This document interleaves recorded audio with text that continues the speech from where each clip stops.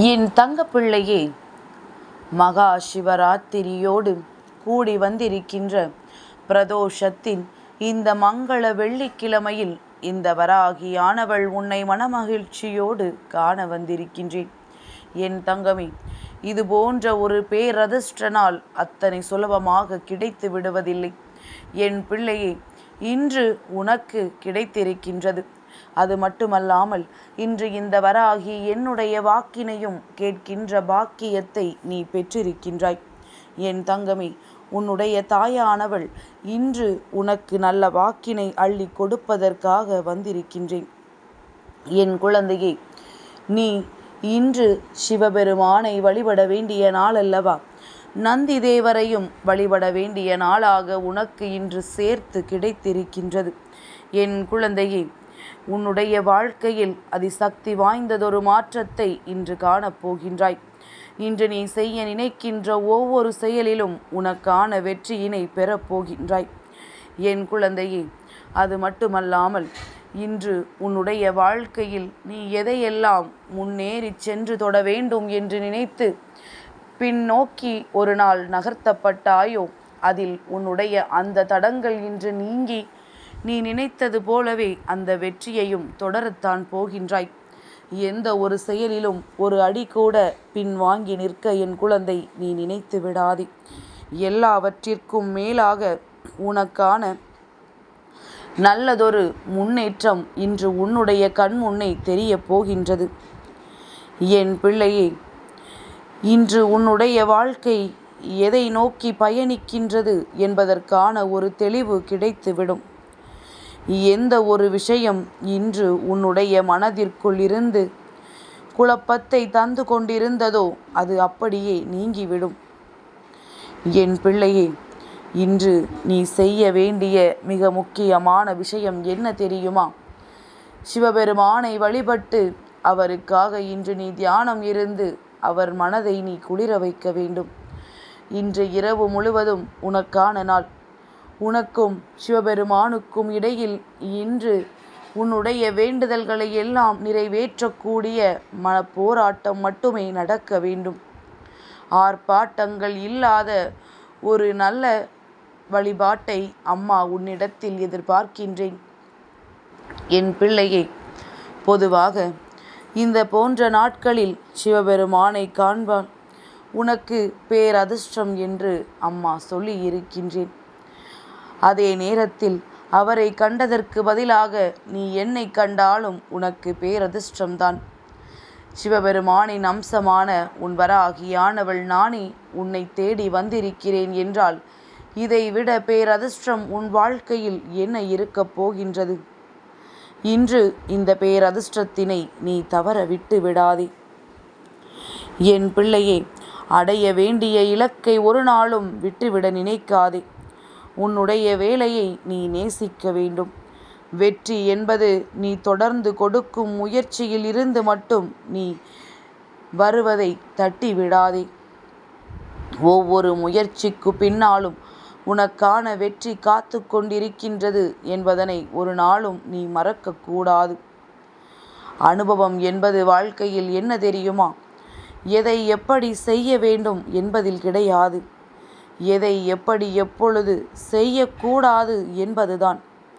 உன்னுடைய சூழ்நிலை உன்னை பதற்றப்பட வைக்கின்றதா? இல்லை, சூழ்நிலையை பதற்றப்படாமல் கையாளுகின்றாயா என்பதை பொறுத்துத்தான் உன் வாழ்க்கையின் வெற்றி அமைந்திருக்கும். எதை பார்த்தும் பதற்றப்பட்டு விடக்கூடாது. அல்லது நீ பதற்றத்தோடு எல்லாவற்றையும் கையாண்டு நிற்கக்கூடாது.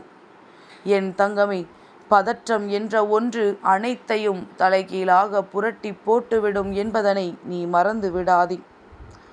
என் தங்கமே, இந்த வாழ்க்கையில் பணத்தை தொலைத்தவர்களை விட பணத்திற்காக இந்த வாழ்க்கையை தொலைத்தவர்கள் ஏராளம். என் தங்கமே, தான் சிறந்த மனிதன் என்று யாருக்கும் நிரூபிக்க ஆசைப்படாத மனிதன் எவனோ அவன்தான் உண்மையில் சிறந்த மனிதன். தன்னிடத்தில் உண்மையும் நேர்மையும் இருக்கும் பொழுது தன்னை யாரிடத்திலும் நிரூபிக்க வேண்டிய அவசியம் உனக்கு ஒரு பொழுதும் ஏற்பட்டது கிடையாது. அதிகாரம் செய்கின்ற இடத்தில் இருந்தாலும் அன்பாக மற்றவர்களிடத்தில் பேசி பழக வேண்டும். அதிகார போதையில் வாழ்ந்தவர்களை விட வீழ்ந்தவர்கள்தான் இங்கு அதிகம். அதிகார தோரணையை யாருமே இப்பொழுதெல்லாம் ஏற்றுக்கொள்வது கிடையாது. மனதில் எதை பதிய வைக்கின்றோமோ அப்படியே உன்னுடைய உடலும் செயல்படும், பிரபஞ்சமும் அப்படியே இயங்கும். அதனால் நல்லதை மட்டுமே எப்பொழுதும் சிந்திக்க வேண்டும். நீ நல்லதை மட்டுமே நினைத்து நல்லதை மட்டுமே நீ எப்பொழுதும் சிந்திப்பாயானால் உன்னுடைய உடலும் உன்னுடைய மனதும் எப்பொழுதுமே நல்லதற்காக மட்டுமே ஓடிக்கொண்டிருக்கும். வாழ்க்கையில் கஷ்டங்கள் வலிமையானது. அதை விட வலிமையானது என்ன தெரியுமா? நீ உன்மீது வைத்திருக்கின்ற நம்பிக்கை. உனக்கு உன்மீது நம்பிக்கை அதிகமாக இருக்கும் பொழுது கஷ்டங்கள் எல்லாம் தூள் தூளாக மாறிவிடும் என்பதனை ஒருபொழுதும் என் பிள்ளை நீ மறந்து விடாதே. வரலாற்றில் வெற்றி பெற்றவனும் இடம்பெற முடியும், தோல்வி அடைந்தவனும் இடம்பெற முடியும். ஆனால் வேடிக்கை பார்த்து கொண்டிருக்கின்றான் அல்லவா, அவனால் ஒரு பொழுதும் இடம்பெற முடியாது என்பதனை நீ புரிந்து கொள். அதனால் வெற்றியோ தோல்வியோ முயற்சி செய்துதான் கிடைத்தது என்ற பெருமை உனக்கு எப்பொழுதும் இருக்க வேண்டும். காரணம் இல்லாமல் உன்னுடைய வாழ்க்கையில் எதுவும் நடப்பது கிடையாது. வெறும் காரணம் மட்டுமே சொல்லிக் கொண்டிருந்தாலும் வாழ்க்கையில் எதுவும் நடக்காது என்பதனையும் நீ புரிந்து கொள்ள வேண்டும்.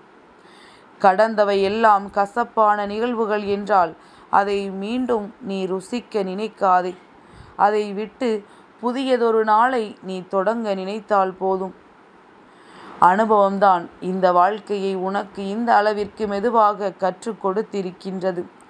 அனுபவம் கற்றுக் கொடுத்ததை விட வேறு எதுவும் உனக்கு அத்தனை சுலபமாக கற்றுக் கொடுத்து விட முடியாது.